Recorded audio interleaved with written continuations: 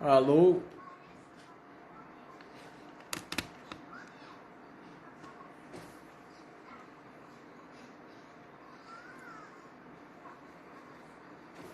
Tem alguém ouvindo aí?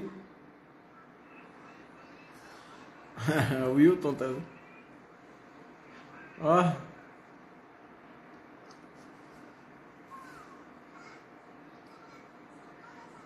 Tá dando pra ouvir direito? Esperar o Henrique Cal entrar para a live de hoje.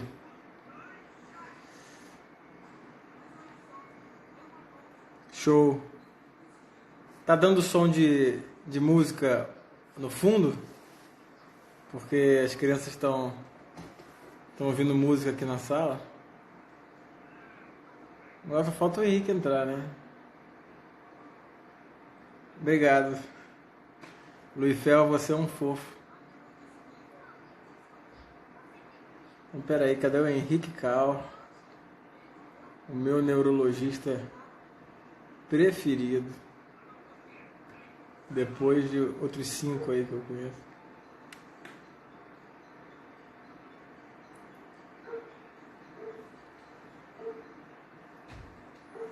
Ó, mandaram um coração aí pra mim. Léo Couto. Vamos ver se ele fica 2 minutos aqui. Porra, cadê o Henrique, cara? Falou que tava pronto. Internet em Ubar é melhor do que a internet. Marcelo, meu compadre, padrinho da minha filha Serena. Só tô esperando o Henrique Cal. Meu filho entra nesse negócio, pelo amor de Deus.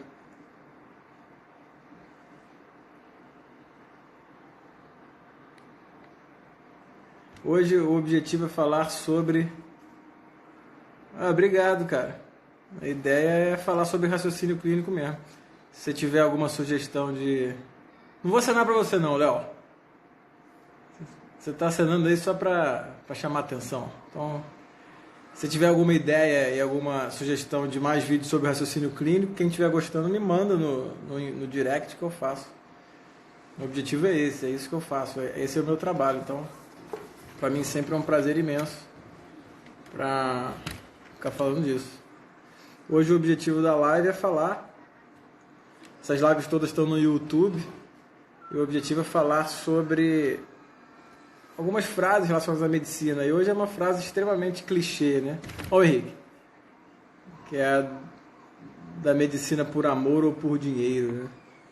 E o Léo Couto é meu chefe, então ele deve estar querendo saber o que eu vou falar sobre isso. Esse lugar vai ter uma reportagem. Fala, Henrique. Tudo bem? E aí? Hoje tá bem melhor, né? Acho que deve ser a chuva. Uma conexão aí, né? Que eu tô numa área boa aqui. Eu acho que tá melhor, né? Você tá me ouvindo? Tô te ouvindo bem. Eu vi que você começou a falar aí. Engraçado. Ah, agora eu tô... Peraí, vê se melhorou. Acho que melhorou, né? Isso aí, tá, tô te ouvindo. Então, hoje é a quarta vez que a gente faz a live, mas na verdade vai ficar sendo como a terceira, porque a primeira eu não consegui gravar, né? As outras duas estão no YouTube, então essa fica sendo a terceira. A gente deixa como padrão aí essa terceira live. Boa. Henrique, hoje a frase é uma frase extremamente clichê, é uma frase, enfim, é clichê, mas ela esconde algumas verdades e acho que é interessante a gente falar. Então, a frase é: a medicina é por amor ou por dinheiro? Como é que você vai começar a falar disso aí? Eu acho que a frase original era por prazer ou por dinheiro, né? Mas enfim, já tá tudo em casa, já nos entendemos. Acho que essa frase pode ser entendida tanto como uma acusação ou uma reflexão. Quer dizer assim, não, a gente pode primeiro falar assim, né? Esses médicos aí, eles só querem trabalhar para ganhar vida, eles não têm amor ao paciente, etc, etc. Contrapondo uma visão romantista versus pragmatista. Quer dizer, ou assim, o que importa é o que você gosta realmente e tal, como um ideal perdido e tal, e que a gente pode recuperar, ou não, que importa é pagar as contas, ganhar aqui o dinheiro do pão, etc. Só que tem uma outra visão, que é uma visão de um convite à reflexão. Quer dizer, não só a gente fazer medicina do tipo se inscrever no curso médico para ganhar um CRM, mas também a cada ato médico do dia a dia. Eu vou atender aquele paciente, eu vou fazer, eu vou ser médico hoje, vai ser por quê? Ou ainda, eu vou fazer um ajuste na minha trajetória profissional. Vou passar a trabalhar em tal lugar, vou passar a mudar os horários, vou mudar de especialidade, de área. Eu vou fazer isso por prazer ou por dinheiro? Né? Então, aí subentende-se dinheiro como um símbolo de prestígio social, para desenvolvimento, uma certa posição, mais conforto para sua família, etc. E prazer ou amor entendido por não, porque você gosta realmente, porque vai te realizar, etc. Acho que todo mundo já imagina que a gente vai desconstruir um pouco essa frase, né? Então, assim, é uma dicotomia um pouco estereotipada, um pouco reducionista demais. Por isso que você falou clichê. A minha pergunta é outra. Primeiro que na prática, na realidade, não existe todo mundo tá ou só num grupo ou só no outro grupo, né? Não, eu sou do grupo que faz aqui, porque eu quero pagar as contas no dia a dia. Não, eu sou do grupo que faz por amor e dane-se o resto. Não existe isso. Na prática é um pouco misturado. Tem algumas situações em que você não faz nem por prazer e nem por dinheiro.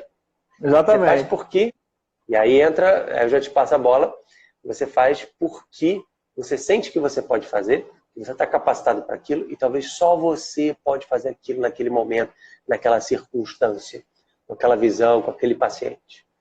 Então, eu acho que se descortina uma outra visão sobre essa pergunta aí. Então, fechando essa primeira fala aqui, é só por dinheiro? É só por prazer? Não tem algo a mais além disso? Não, então, só para falar o que eu penso da frase também, eu acho que a gente tem que lembrar das funções da linguagem. São várias os estudiosos que falam de língua que falam sobre as funções da linguagem. Eu andei estudando isso há um tempo e existem duas funções importantes que eu queria falar. 3, né? Uma delas é a função de você usar a linguagem para expressar uma sensação daquele momento. Você bate ali a perna na mesa e grita, ai, bati, sabe? Essa a gente não vai falar agora. A outra é você usar a linguagem para despertar alguma coisa no outro. Então eu quero usar aquela linguagem para despertar uma sensação no outro. Tá? E a outra é você usar a linguagem para nomear a realidade da forma que ela é.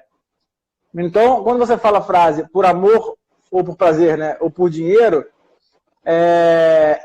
a gente tem que tomar cuidado com o que ela representa na realidade e o que ela desperta em você.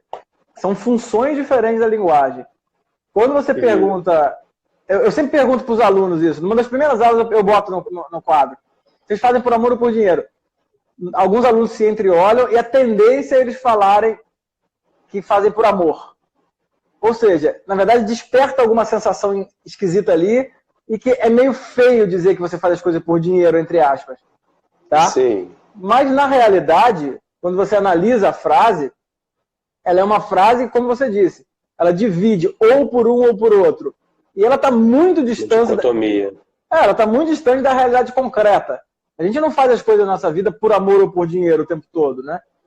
E um ponto que está omisso ali na frase também, que eu acho, quando você contrasta o dinheiro ao amor, dá a impressão que não dá para você fazer a coisa por amor e dinheiro, né?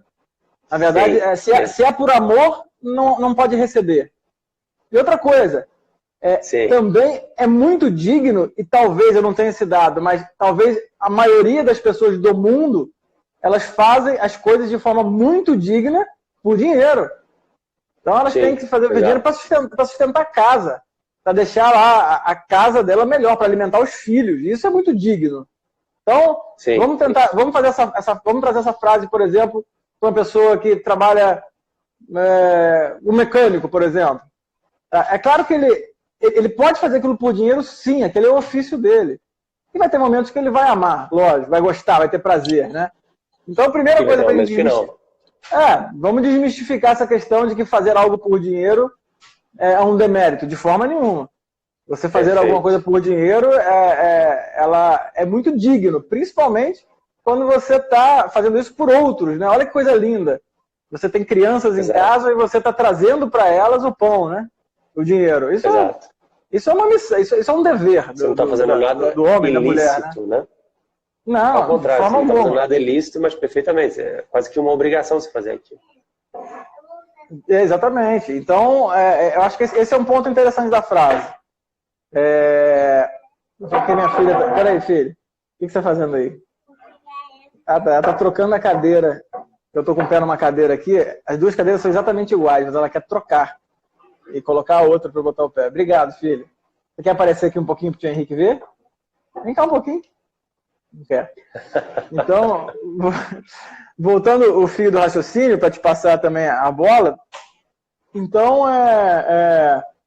você... A gente tem que... Qual o problema de você fazer por dinheiro? E outra coisa, a quantidade de dinheiro, né? Eu estava vendo um documentário do Raul Seixas, agora, e teve um parceiro dele de música, que ele fala, é um cara meio hippie, ele fala assim, o homem só precisa de comida e sonhos. Ou seja, se ele tiver a barriga cheia e ele sonhar, ele está bem, ele só precisa disso. Então, essa frase também desperta uma sensação de que a gente usa o supérfluo, né? A gente gasta demais, a gente é o contrário do minimalista. E existe uma crítica perene no ar. Eu acho que isso é mais no Brasil, mas existe uma crítica perene ao dinheiro, né? Parece que, ainda mais na medicina, que você ficar rico com a medicina é alguma coisa de mercenário. E eu já falo logo que eu tenho prazer imenso em diversos momentos da minha vida profissional, mas o quanto mais eu ganhar, eu acho melhor mesmo. Se minha consulta pudesse ser 10 mil reais, ela seria 10 mil reais. Ela não é porque não tem ninguém para pagar. Mas se o mercado regulasse ela para aumentar, eu vou aumentar. Acredito que você também aumentaria o preço da sua consulta. Eu acho que esse é o ponto. Isso vai te possibilitar, de certo modo, exercer melhor, construir melhor sua profissão, trazer mais conforto para sua família, etc. Mas, assim, o ponto é que é o que você estava dizendo, fazer por um motivo não exclui você fazer por outro motivo. Volto a dizer, se você, por exemplo, escolher uma especialidade médica, não, porque esse aqui é mais interessante financeiramente, tal especialidade. Sim, mas vai ter momentos, meu caro, em que você vai optar por... Porque, assim, o teu interesse e a tua disposição, a alegria, o prazer, como estava aí na frase, né, ele oscila de dia para dia. Então vai ter momentos que você, mesmo tendo escolhido por dinheiro, você vai falando, olha, eu pago para não trabalhar hoje, porque eu estou cansado, eu queria fazer outra coisa, etc. Então, assim, a questão é, as motivações na vida não são só essas duas, meu Deus do céu. E as férias, Henrique? As férias são o grande exemplo de que você, às vezes, não quer ganhar dinheiro, são as férias. Porque você pensa assim, eu vou fazer por amor, ou que seja por dinheiro, mas você quer ter férias. Ou seja, existe um momento onde você opta por deixar de ganhar e gastar, né? Então, existe esse momento. Você não está valorizando nem o teu prazer e nem o dinheiro. Você está valorizando o teu descanso, o tempo em família. Ou seja, tem uma outra variável aí. Exatamente. Né? E aí eu chego num ponto que é inevitável a gente chegar, que é a questão do sentido. Essa pergunta aí, para mim, é a típica pergunta do desesperado. Pelo seguinte, ele é mais ou menos aquela frase lá do Rolling Stone, I can get no satisfaction, né? Pô, eu tenho que fazer alguma coisa para me satisfazer, senão, cara, eu posso não ter satisfação nenhuma, né? E aí fica desesperado, então é prazer que eu quero, não, é dinheiro que eu quero, não, é fama, não, é isso, tal. Olha, o ideal seria você se motivar por um certo sentido, que não é uma coisa que se contrapõe a essas variáveis aí, mas abarca elas. O sentido por trás, o motivo de você fazer o que você faz todo dia profissionalmente, abarca ganhar dinheiro também, abarca uma satisfação, certo prazer, etc. Mas aí que é o ponto, a maioria das pessoas, eu não vou falar nada escandaloso aqui, a maioria das pessoas não sabe o porquê, ou seja, não tem um sentido pelas quais elas acordam todo dia, ou não tem um único sentido. Eu escolhi esse curso porque me parecia legal. Eu vou trabalhar hoje porque senão o chefe vai reclamar. Isso independente de ser médico ou não, né? Sim. Vez ou outra, lhe aparece no peito um sentido muito claro, muito evidente, que você vai fazer tal coisa, tal dia de trabalho, não importa se eu vou ganhar dinheiro sim ou não, não importa se vai me dar prazer sim ou não. Vez ou outra aparece isso claramente para você, mas não é sempre. E às vezes você vai ter que caminhar sem ver um sentido claramente, né? Sim. E aí eu fecho essa parte aqui com aquele verso do Antônio Machado, poeta espanhol, que dizia o seguinte: olha, caminhante não existem os caminhos, você faz caminho ao caminhar. Então não faz sentido, temos que ter um sentido por trás, então, uma razão de fundo, mais nobre, então não vai ser nem por amor, nem por dinheiro, vai ser por uma outra razão. Ok, mas você não pode ficar parado como aquela estátua pensador. Vamos descobrir aqui qual é o meu sentido, só depois, então, depois de tudo eu vou fazer aquilo tudo.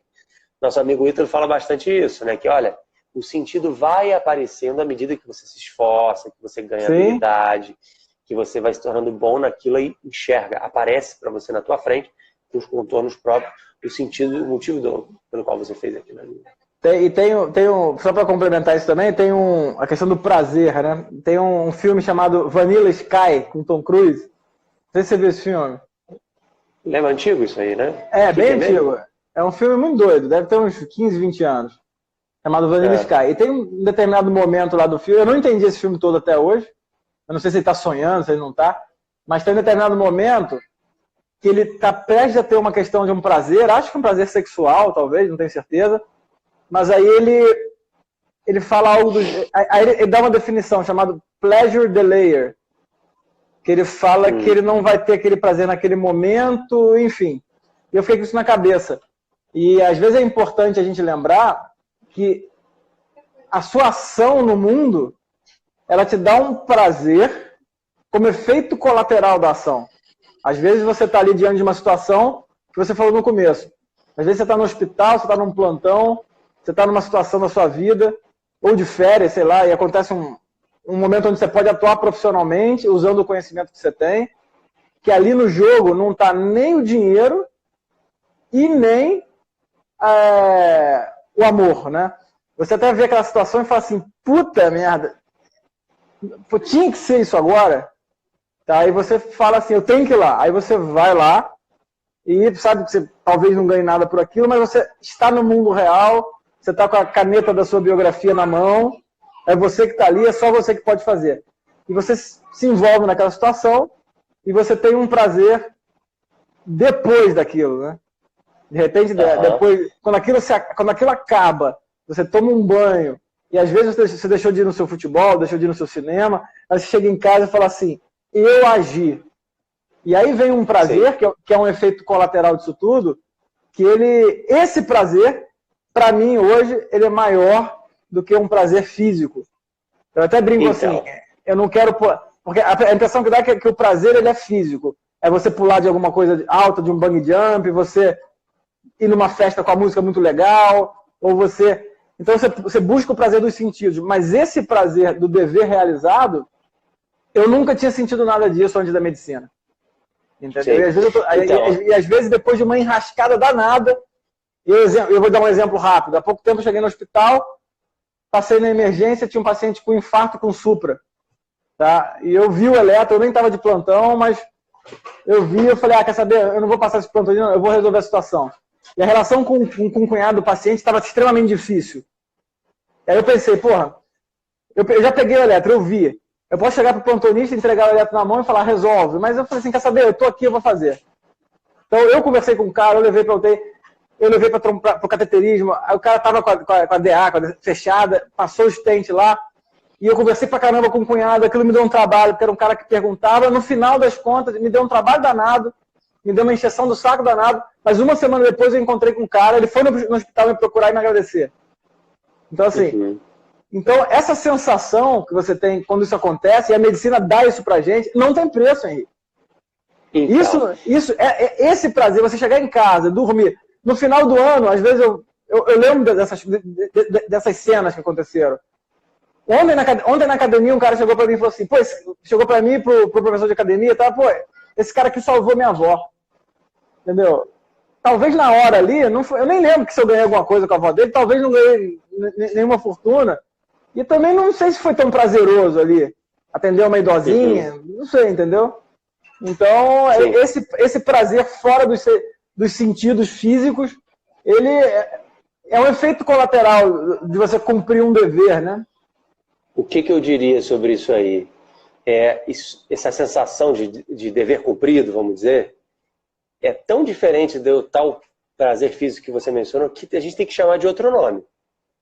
Pois é. É uma realização. É o que você falou, você está com a caneta da sua biografia. Eu não estou agindo só porque, o CRM, só porque estou no meu horário de trabalho, só porque não sei o quê. Não. Eu estou agindo porque eu devo fazer isso. As coisas estão...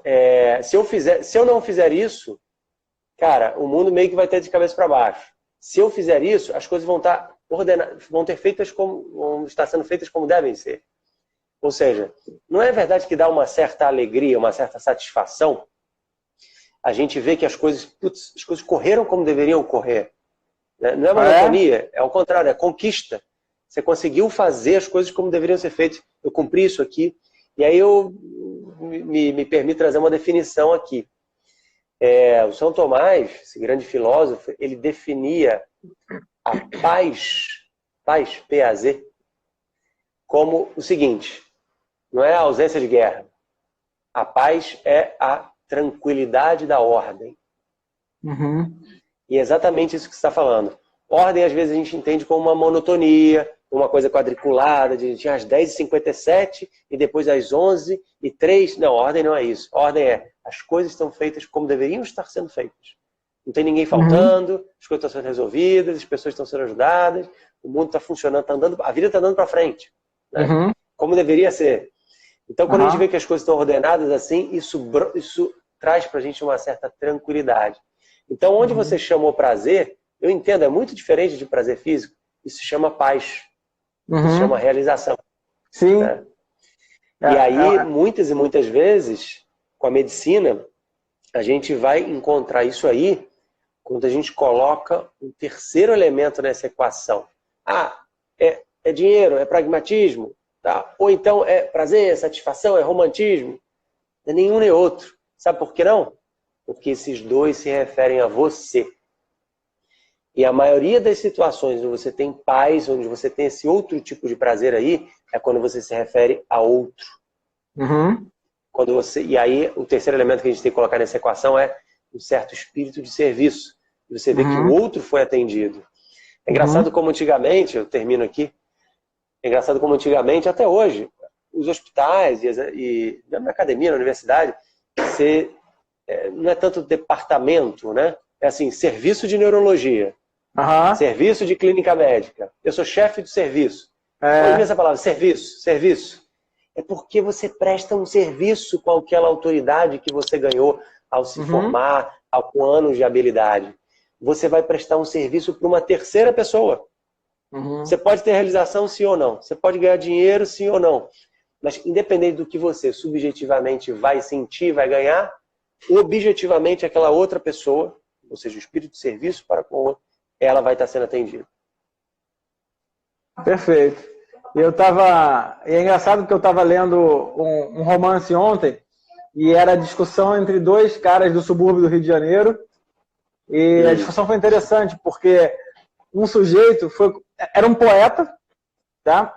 Um poeta falido, que não ganhou nada da vida, e ele estava sentado no bar tomando cachaça, e chegou um outro cara que queria uma poesia para conquistar uma moça. E ele virou, falou pro cara, olha, com muito tato, com muito dedo, ele falou assim, olha, fulano, Menezes, eu acho, seu Menezes, eu queria te comprar uma poesia. E o seu Menezes ficou ofendidíssimo, né? Ofendidíssimo. Porque ele falou, olha só, aí ele deu um sermão, ele falou assim, olha, eu abri mão, por conta da minha poesia, eu abri mão a minha família ficou com menos coisa, eu deixei de ganhar dinheiro, eu não progredi na vida, e eu hoje estou aqui sentado numa mesa de bar, bebendo. Então, se você quer uma poesia, vá você beber sozinho e vai você se expressar sozinho, porque as minhas poesias eu não vendo. E eu fiquei pensando no que a gente ia falar hoje, né? Porque, de certa forma, o que ele está dizendo ali? Que essa frase por amor ou por dinheiro, no caso dele, não deu muito certo. Porque, e uma pergunta que eu faço, será que você faria medicina mesmo se você não estivesse gostando e mesmo se você não estivesse ganhando dinheiro? Entendeu? Imagina se essa equação ela chega nesse ponto, que você chega num momento da sua vida, claro que esses são momentos que você não está ganhando dinheiro e não está amando aquilo ali. E eu já vi médicos assim, tá?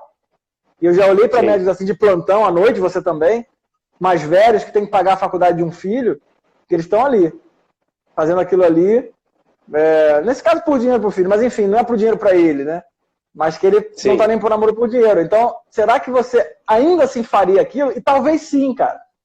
Talvez esse sujeito lá, dentro da poesia dele, estava sentado na mesa do bar, sofrendo, escrevendo poema. Então, não era o prazer, era a dor que dava a ele a poesia. E também não ganhava nada. Mas, de certa forma, era um sentido. Talvez aquilo ali tenha colocado ele no mundo. E tinha um pouco de autobiografia, porque a história, porque esse autor, que é o Lima Barreto, que eu adoro, ele também ficou em manicômio, ele ficou famoso depois de morrer, entendeu? Então foi um cara que se dedicou a algo e não teve o amor e o dinheiro ali, né? E aí? E se por acaso se por acaso... E outra coisa, só para complementar, a medicina, na maior parte dos casos, ela te dá essas duas coisas. Você consegue ir na medicina servindo... Primeiro, a medicina você tem uma oportunidade imensa de servir os outros, tá? E de uma forma muito clara. Tá? Você pode, assim, mas você serve, isso aí, você vai servir os outros. E na medicina também você não passa fome. Eu não conheço nenhum médico da nossa geração, por exemplo, que não está ganhando mais do que imaginava. Não está tendo uma vida autônoma, total. A gente está perto aí dos 40 anos. Eu não conheço. Entendeu? E melhor, médicos também que não conseguiram traçar o próprio caminho, né? Que escolheram, de certa forma, se posicionar ali, entendeu? Mas e se por acaso isso acabar? Se por acaso esse pool de médicos acontecer aí, reduzir a medicina a uma profissão que não vai te dar o dinheiro que você espera, o que você vai fazer? Será que ainda assim você pode ser satisfeito? Difícil, né? A pergunta que fica no ar. Eu queria complementar, até porque já está chegando o nosso tempo aí. Talvez se eu tivesse que finalizar, eu lembraria aquela ideia de assim, qual uma dica, talvez, para você entender por que a medicina pode chamar. Eu não estou falando só ser médico sim ou não, mas caminhos dentro da medicina, né? Qual área seguir, qual especialidade, qual tipo de atuação. Mais em hospital, mais em consultório, mais particular, mais público, etc. Vai lidar mais com doença crônica, mais tal. Uma dica, um parâmetro pode ser aquela definição de vocação que o Olavo já falou uma vez. Olha, aquilo que você... Exato, chamado. Mas também, assim, é aquilo que você tolera passar. Então, assim, se você é professor, você tem que tolerar lidar com a ignorância. Se você é médico, você tem que tolerar lidar com o sofrimento do outro. Se você, para você ser um atleta, você tem que tolerar, você tem que topar lidar com altos e baixos, perdas, derrotas, desconforto físico, exato. Então, assim, fica uma pergunta, reflexão aí, queria deixar. O que você tolera lidar com? Se você conseguir responder isso, é com paciente grave, terminal. Não, é com criança, com doença. Né? Eu estou falando já aqui dentro da medicina. Não, eu tolero lidar com a incerteza. Então, você vai para uma especialidade que você tem que ir um pouco baseado na experiência. Não, eu tolero lidar com uma grande quantidade de informação que eu tenho que estar atualizado o tempo todo. Não, eu tolero lidar com poucos recursos, cenário de saúde pública com poucos recursos. E por aí vai.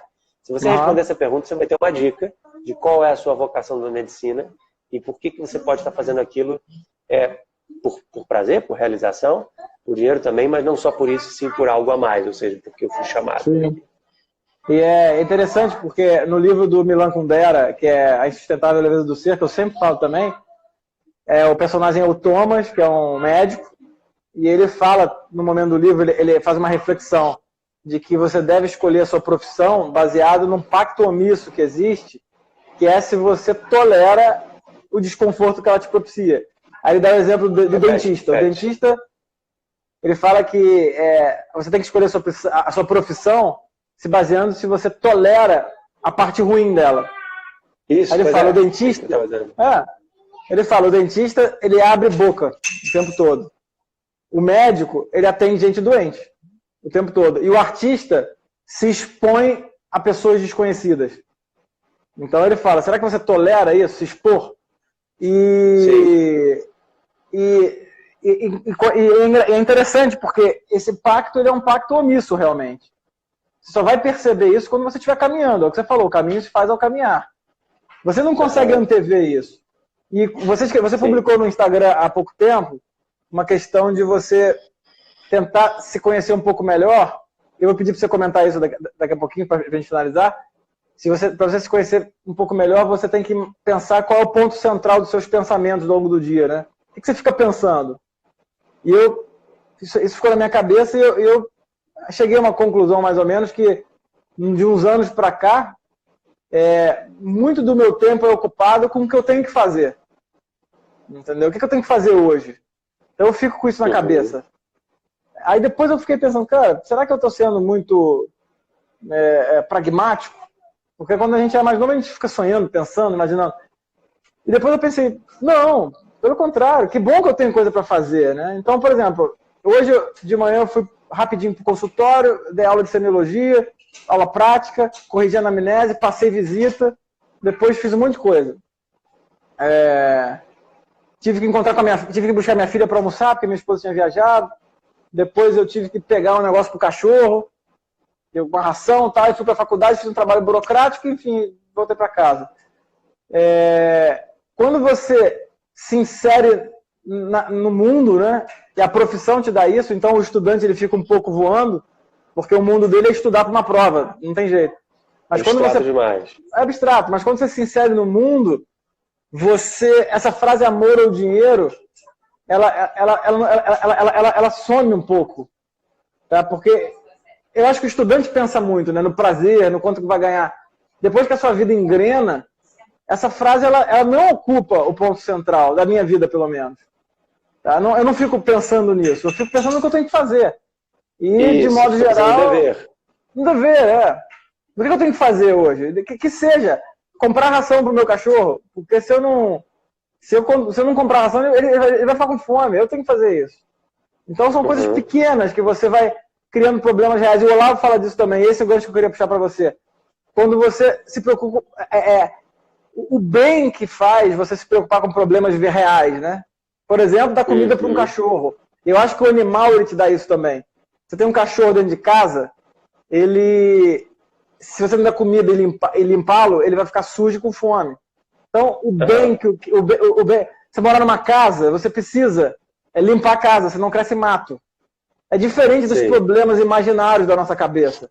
De você ficar imaginando como é que seria, como é que vai ser, se é amor ou dinheiro. Você entra no mundo, né? Exato. É porque a gente vive uma época, não só pela toda a questão virtual, internet, mas desde algumas décadas a gente vive numa época em que valoriza-se muito o mental, o trabalho cognitivo, né? A gente é muito, não tem uma palavra para isso, né? A gente atua muito no âmbito mental. É a imaginação, é a elaboração. Isso, de certo modo, tem a ver com a vida intelectual. Mas eu já vi muitas pessoas que são grandes cabeças, assim, que têm uma vida intelectual ativa, dizendo o seguinte, olha, o contato com a vida real, seja a natureza, um bicho, seja problemas concretos do dia a dia, como esses que você citou, isso tudo é muito bom para a vida intelectual. Né? O Sertiliano fala isso, né? O intelectual não pode se isolar do mundo, né? O Sertiliano no livro. Sim. Você não pode o intelectual ele tem que transitar no mundo, né? É dali que ele tira, o terreno fértil para ele é ali, né? O substrato. Exatamente. É por isso que eu digo que a medicina ela é muito rica porque ela permite você tomar contato com um número tão variado de situações que te oferecem substrato para você elaborar em cima daquilo. Claro. Né? Então, eu gosto de dizer que todo mundo, é muito saudável, psicologicamente saudável para todo mundo, ter contato sempre com 3 coisas. Com criança, com idoso e com doente. Então, se você tiver no seu dia a dia, a gente como médico tem contato com pessoas doentes. Né? Mas por que essas 3 coisas? Porque, de algum modo, elas tocam um pouco na limitação do ser humano. Né? A criança tem suas limitações, o idoso também, e a pessoa doente também. E a natureza também vem lembrar isso daí.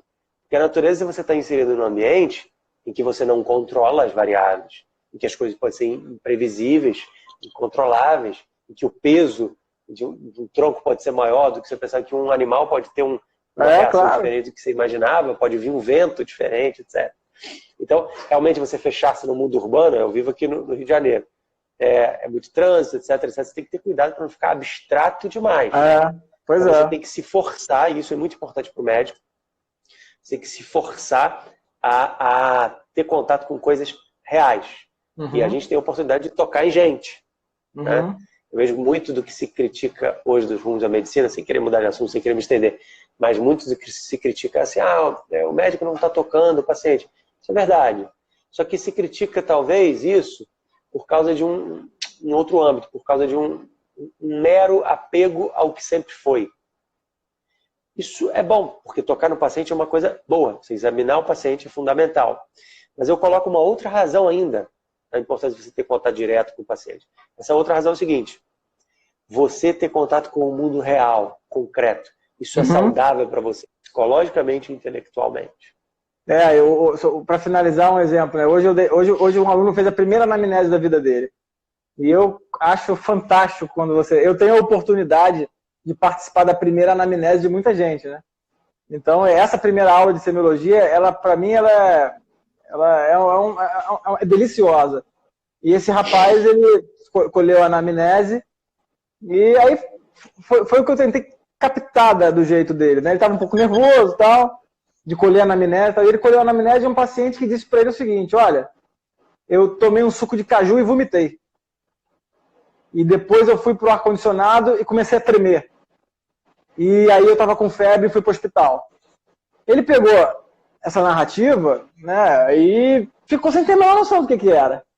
E eu já conhecia o caso, eu sabia da história que era um paciente que acordou um pouco mais prostrado, já é um idoso, pneumopata, cardiopata, ele acordou mais prostrado, estava nauseado, e ele tomou um suco e vomitou, teve uma bacteremia, foi pro médico, fez um raio-x na pneumonia. Ou seja, é um caso clínico que não tem um mistério diagnóstico muito grande, mas aí eu fui vê-lo, eu fui tentar envolvê-lo naquele caso, né? Tentando recontar a história, tentando incrementar aquilo ali e tal. Aí no final a gente chegou à conclusão que a história era essa que eu contei agora, um pouco mais rica, né? E depois eu mostrei o raio-x para ele e falei: olha aí, cara. Aí ele olhou assim, eu falei: cara, você já ouviu falar em pneumonia? Ele falou: claro. Eu falei: então, você colheu a história de um paciente com pneumonia. E eu vi o espanto, né? Aquele espanto, até arrepio de falar. Eu vi como é que ele teve aquele espanto de ter contato com a pneumonia no mundo real, sabe? Aquela coisa então assim. É ela. Como é que aquilo que você fala, como é que abre uma janela que a pessoa pensa assim, cara, pneumonia, tosse, febre, catarro. Mas no mundo verdadeiro, no mundo real... É suco de caju. Vomitou um suco de caju, cara. E me chamou a atenção a reação dele, porque ele olhou assim, falei: cara, essa é a sua primeira anamnese? Eu falei: então, você colheu a história de um paciente no mundo real com pneumonia, cara. Você ouviu dele. Bem-vindo à realidade. E outra coisa, esse paciente, sabe quem conhece ele? Eu, você, ele, né? O aluno, mais 3 ou 4 pessoas, mais uns 5 internos. Mas ninguém. Você pode pegar o cara que tem doutorado em pneumonia, esse paciente ele não conhece. Então, sim, olha como é que é mágico você entrar em contato com o mundo, né? Então, como é que quando você experimenta o mundo e você precisa estar nele, não adianta você ficar só estudando, você precisa estar em contato direto com o mundo. Você abre, e esse espanto, né, Henrique? Agora pra gente finalizar mesmo. Você sempre fala isso pra mim, você falou comigo aqui em casa, a questão de você ter um certo espanto, um encanto, a história do Diego, que o pai leva para ver o mar e ele fala: me ajuda a enxergar. A gente não estava falando sobre isso? Assim, o que ajuda o quê? A história do Diego. Era com você que eu estava falando isso? O pai chega pro menino e fala assim, olha, eu vou te levar para ver o mar. Aí o menino, pô, o mar, beleza, tá, essa história é linda. Aí ele sobe o morro, desce, tá, na hora que ele chega e vê aquele mar, ele abre a porta do carro, o menino sai correndo, olha, vê aquele mar na frente dele, ele fala, pai, aí eu falo com ele, me ajuda a enxergar. Ou seja, ele tá ali na frente do mar, ele tá vendo, mas ele pede. E eu vi no olho do menino, né, assim, o cara olhando, o cara viu uma pneumonia, eu vi que ele ficou assim, e ele tava pedindo, cara, então, porra, me ajuda a ver essa pneumonia, me ajuda a ver, né? Sim, então, que interessante, o contato com o mundo, ele te abre uma janela, né? Você vê, é muito mais do que dinheiro, é muito mais do que prazer, né? Ele te dá a realidade inteira, né? É a realidade concreta. Exatamente. Ele te preenche com alguma coisa, né? Ele te preenche de uma maneira que talvez você leve para sua... Aí já é outro assunto, que aí a gente vai entrar na questão da enfermeira Bronnie Ware, lá na Letra de Morte, de você... Enfim, mas aí a gente deixa para depois. Tá bom. Beleza? Maravilha. Uau. Então vamos escolher a frase da próxima quarta. Eu não tenho nenhuma de cabeça aqui agora. E a gente escolhe e a gente divulga. Maravilha. Henrique, dá um beijo em todas as moças aí. Fica com Deus, cara. Pode deixar. Um grande abraço. Um abraço, abraço, pessoal. tchau. Até mais.